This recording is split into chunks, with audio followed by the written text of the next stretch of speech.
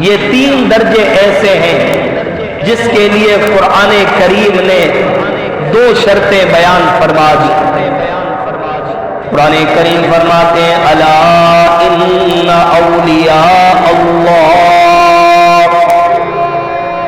لا خوف علیہم ولا هم یحزنون،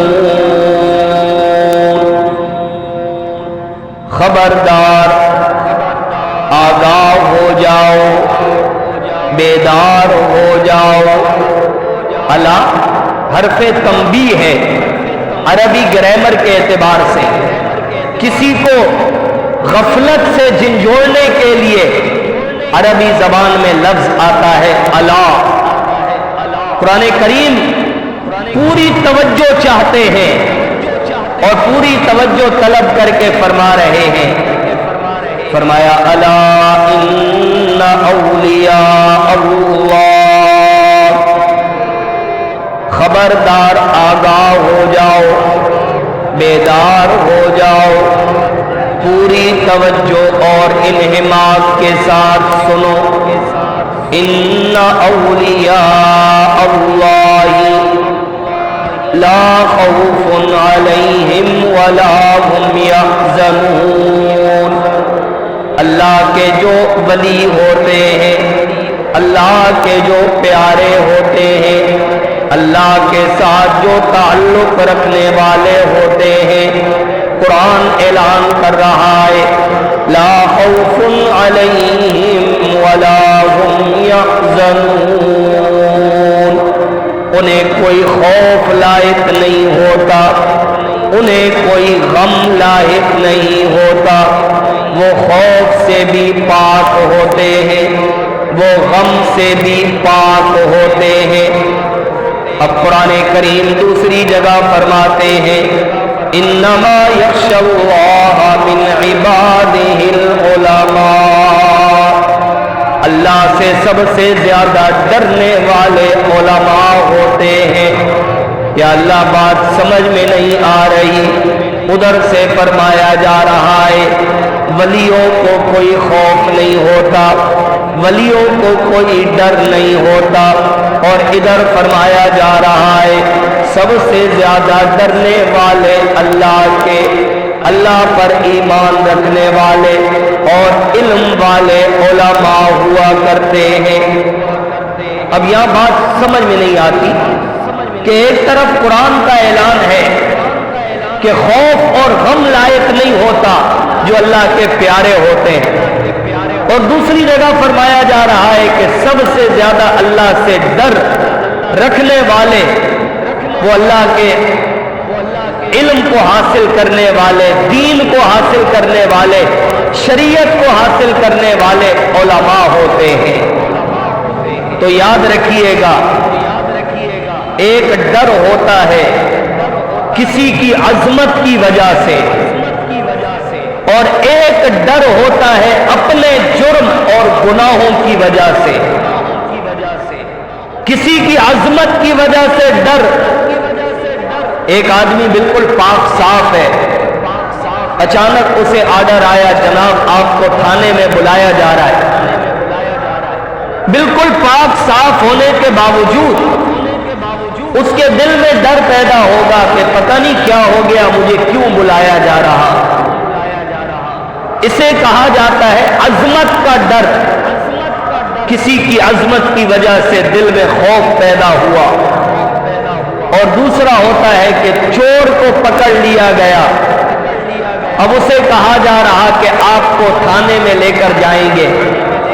ایک ڈر اس کو ہوتا ہے، وہ ڈر اس لیے ہوتا ہے کہ اس نے جرم کیا ہے۔ اللہ رب العزت کے جتنے نیک بندے ہیں اس کی عظمت کی وجہ سے وہ دنیا میں بھی ڈرتے ہیں اور آخرت میں بھی ڈر رہے ہوں گے۔ اللہ کی عظمت جتنا کسی کے دل میں ہوگی اتنا اس کے اندر اللہ کا ڈر پیدا ہوگا۔ ایسا ہو نہیں سکتا کہ اللہ کے ساتھ تعلق رکھنے والا، امام الانبیاء صلی اللہ علیہ وسلم نے ارشاد فرمایا لوگوں میں انا اتقاکم للہ و اخشاکم لہو، لوگوں ساری انسانیت کو جمع کر لو، میں سب سے زیادہ اللہ سے ڈرنے والا ہوں۔ اللہ کے محبوب صلی اللہ علیہ وسلم عظمت کی وجہ سے آپ کے دل میں اللہ کا ڈر ہے۔ حضرت سیدنا فاروق اعظم رضی اللہ تعالیٰ عنہ کے پاس ایک شخص بیٹھا ہوا اللہ کے قرآن کی تلاوت کر رہا ہے۔ تلاوت کرتے کرتے 27واں پارہ سورۃ الطور شروع ہو جاتی ہے۔ حضرت فاروق اعظم رضی اللہ تعالیٰ عنہ اس کی تلاوت کو سن رہے ہیں۔ پڑھتے پڑھتے یہ آیت مبارکہ آ گئی، ان عذاب ربک لواقع ما له من دافع، اللہ کا عذاب آئے گا اور کوئی بھی اسے دور کرنے کی طاقت نہیں رکھے گا۔ قیامت کا عذاب بیان ہو رہا ہے۔ حضرت سیدنا فاروق اعظم رضی اللہ تعالیٰ کانپنے لگ جاتے ہیں اور کانپتے کانپتے گر جاتے ہیں بے ہوش ہو کر۔ اللہ کی عظمت سامنے آ گئی، اللہ کا جلال سامنے آ گیا۔ حضرت فاروق اعظم رضی اللہ تعالیٰ بے ہوش ہو جاتے ہیں۔ اٹھا کر گھر میں لایا گیا اور پوچھا جاتا ہے حضرت خیریت تو ہے، کیا ہو گیا؟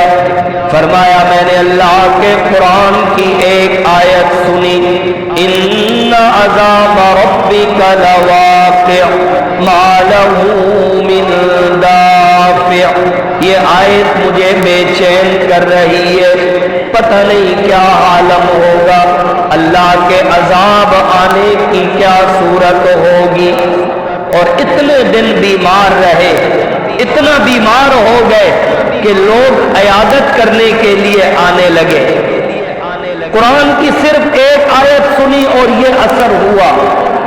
اللہ کی عظمت، اللہ کی عظمت اللہ کے پیاروں کے سامنے جب آتی ہے، قرآن کہتا ہے والذین هم من عذاب ربهم مشفقون، جو اللہ کے پیارے ہوتے ہیں وہ ہمیشہ اللہ سے ڈرنے والے ہوا کرتے ہیں۔ اللہ کی عظمت کا ڈر ان کے دل میں جاں گزی ہوا کرتا ہے۔ وہ شیخ سعدی رحمۃ اللہ علیہ نے جو فرمایا آشکارا سے نشانن اے پسر، آشکارا سے نشانن اے پسر، سردو رنگ زردو چشم تر،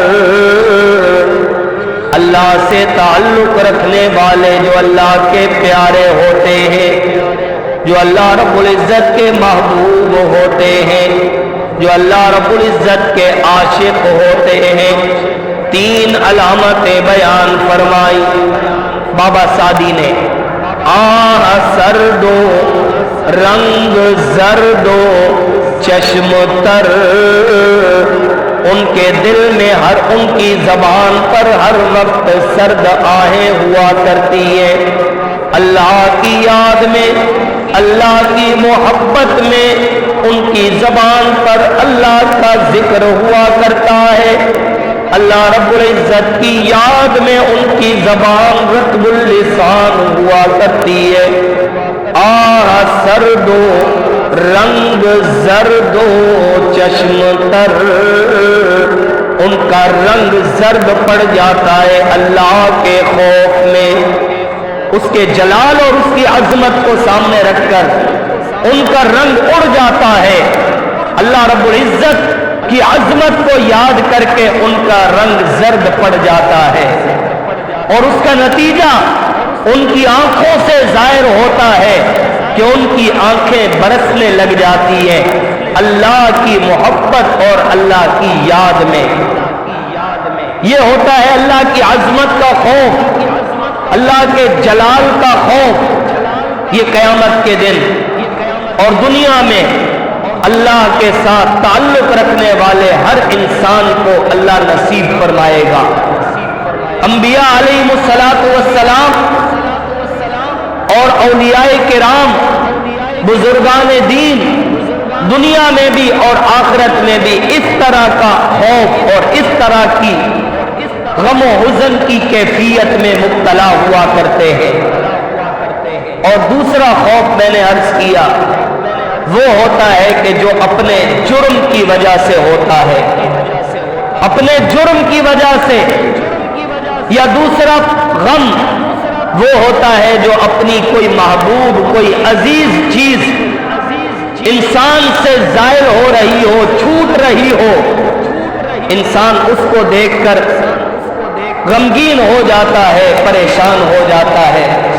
اللہ ان دونوں چیزوں سے، اس خوف اور اس غم سے اپنے پیارے ولیوں کو محفوظ فرماتے ہیں۔ جرم کی وجہ سے یا دنیا چھوٹنے کی وجہ سے جو خوف ہوا کرتی ہے، جو غم ہوا کرتا ہے، اللہ اس چیز سے اپنے پیاروں کو محفوظ رکھتے ہیں۔ اسی کو قرآن نے بیان فرمایا، الا ان اولیاء اللہ لا خوف علیہم ولا هم یحزنون۔ جو اللہ کے ولی ہوتے ہیں، اللہ کے پیارے ہوتے ہیں، ان کی شان، ان کا مقام یہ ہے کہ ان پر کوئی خوف طاری نہیں ہوتا، کوئی جرم اور کوئی بھی جنایت اور دنیا چھوٹنے کا غم انہیں لاحق نہیں ہوتا۔